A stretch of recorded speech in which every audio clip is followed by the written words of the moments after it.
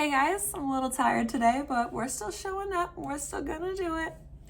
Today we are talking about what I eat in a day for brain health. Someone left a comment on the last video and I thought this was a good one. I have all of my supplements and stuff right here because I couldn't talk about what I eat in a day without talking about all the things that I take, because honestly I feel like it's just as important as the food to me at this point. So I would also like to preface this video by saying I do not eat gluten or dairy. I have a gluten allergy. I get rashes. I actually ate some cake the other day and like you can see how it's, yeah.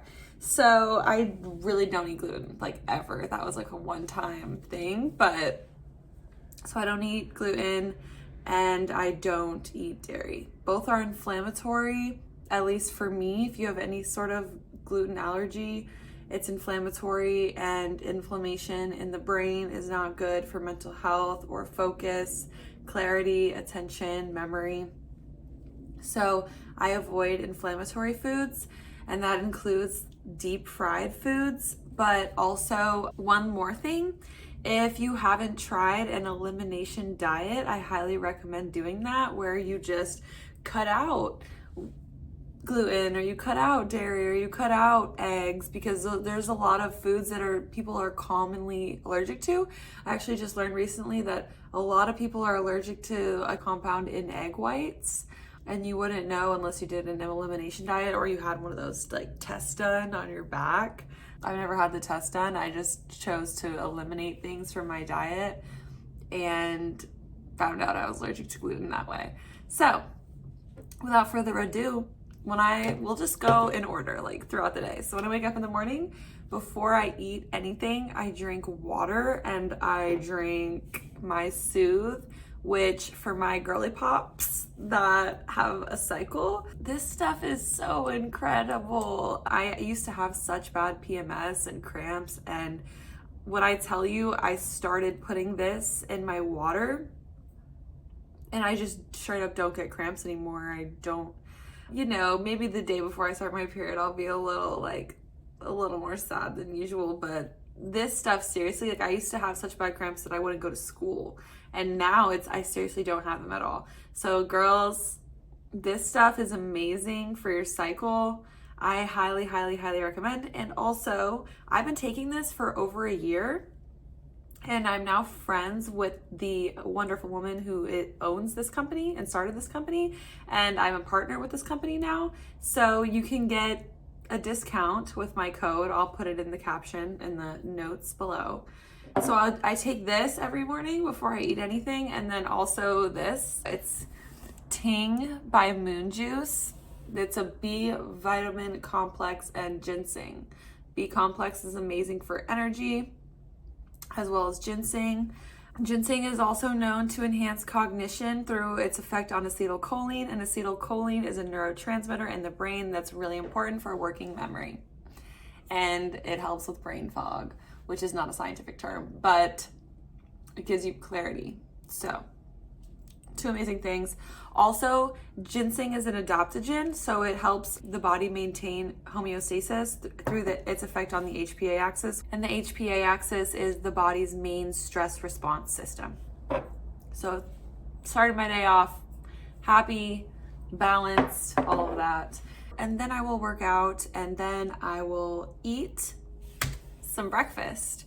So what I eat for breakfast is a savory breakfast, and Glucose Goddess on Instagram, she preaches about a savory breakfast, and that's because I don't want to spike my glucose first thing in the morning, because breakfast literally means breaking a fast. And so you don't want to break your fast by spiking your glucose.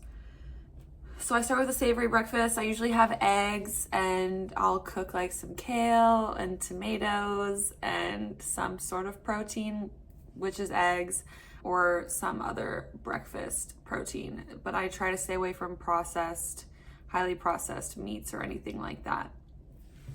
So that's how I start my morning. And then I'll go into my caffeine in the morning is usually a combo of matcha and cacao, and I'll put cinnamon in there. Matcha has caffeine and L-theanine. I preach this all the time. L-theanine is amazing for focus. It boosts alpha waves in the brain, which help maintain a more calm, relaxed state. And then the caffeine obviously boosts energy. So it's more of like a calm, focused energy. And then I put cacao in the matcha as well. Cacao is absolutely amazing. It boosts dopamine, serotonin, endorphins. It's amazing for stress. It's amazing for your heart health. It also helps regulate blood flow and boost blood flow through the brain. And that's just going to be amazing for focus and productivity as well. And then I put my brain dust in there. Brain dust has adaptogens for focus. I think I talked about it in my last video, but it has lion's mane, ashwagandha, ginkgo, rhodiola. Rhodiola is my favorite adaptogen of all time. It increases dopamine, it increases the activity of dopamine, serotonin. Brain dust is absolutely amazing. Sometimes if I don't want to take brain dust, I do the Super U, which is like a capsule, and it also has rhodiola, ashwagandha, amla, shatavari. So it's a little bit different than the brain dust. It just kind of is depending on what I'm feeling. I like to switch it up just so that my body doesn't get used to one or the other. But they're both from Moon Juice, and I'll link them in the caption. And then later in the day, as a snack, I'll usually have an apple with peanut butter, and it's organic peanut butter, no sugar added. I really try to stay low carb, low sugar, and that's because I want to I want to maintain homeostasis with my blood sugar. And there are so many reasons for this. If you really want to learn more about blood sugar and why it's so important, really highly recommend following Glucose Goddess on Instagram. She's amazing, and she will tell you all the reasons why you want to regulate your blood sugar, okay? Part of that is, one of those is aging and wrinkles. Glucose spikes increase aging, speed up aging. If the brain health thing isn't motivation enough, too much sugar and glucose increases aging, so. All right.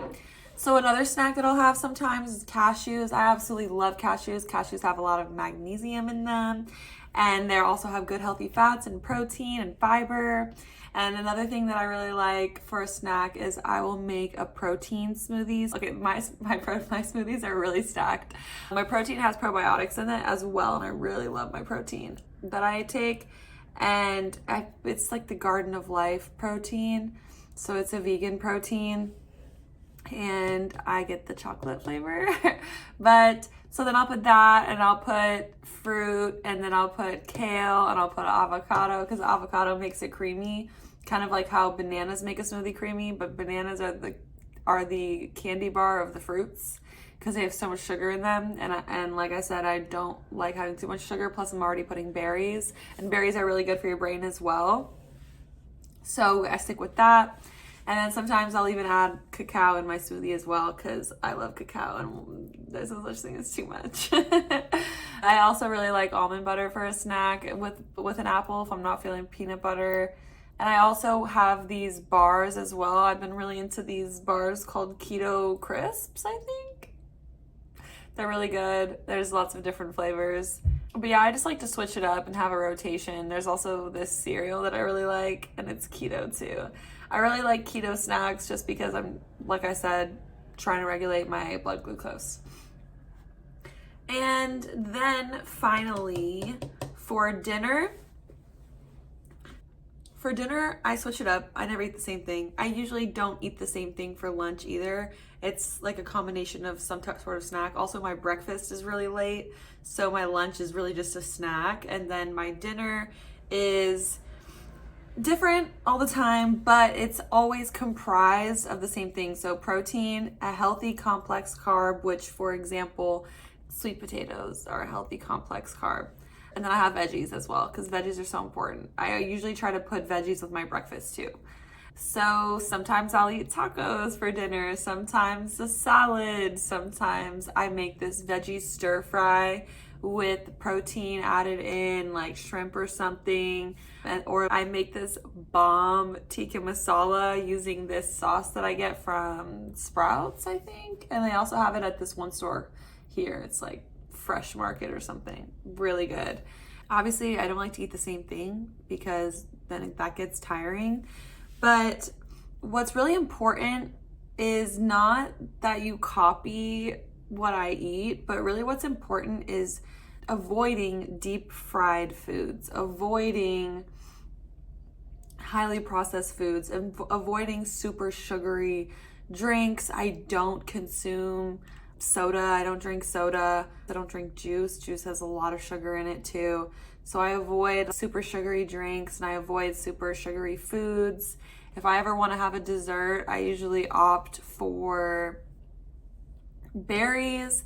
I will have like a yogurt parfait or something. I don't eat cake like I did when I got this rash. That was just my best friend had this cake, this whole cake he had me buy him, and I decided to try some.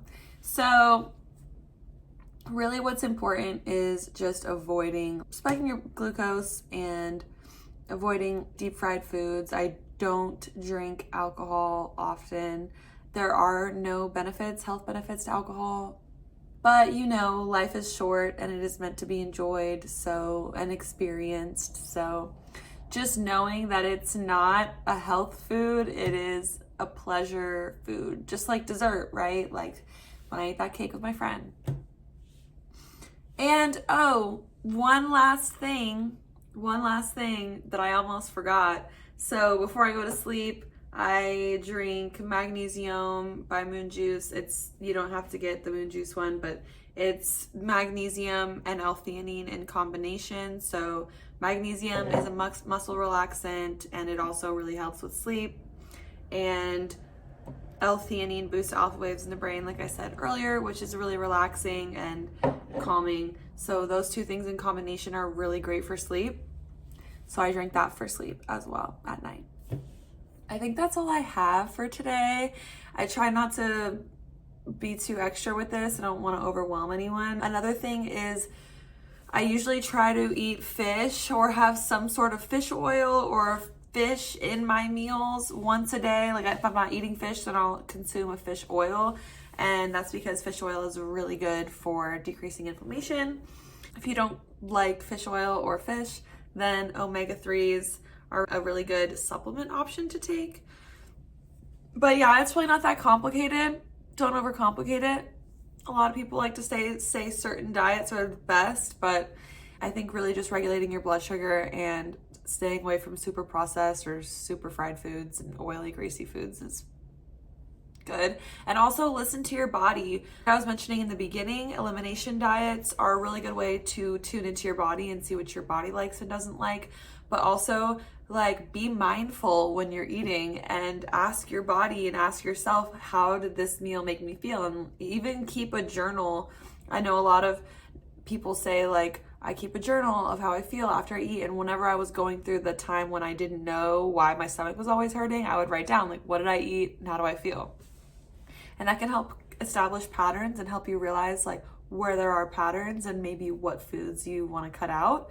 But really nutrition is so individualized and it's so based on your specific needs. As long as you're consuming protein with every meal and vegetables and fruits and whole foods and eating organic where you can, if possible, that is really what's important. So I hope this helped you.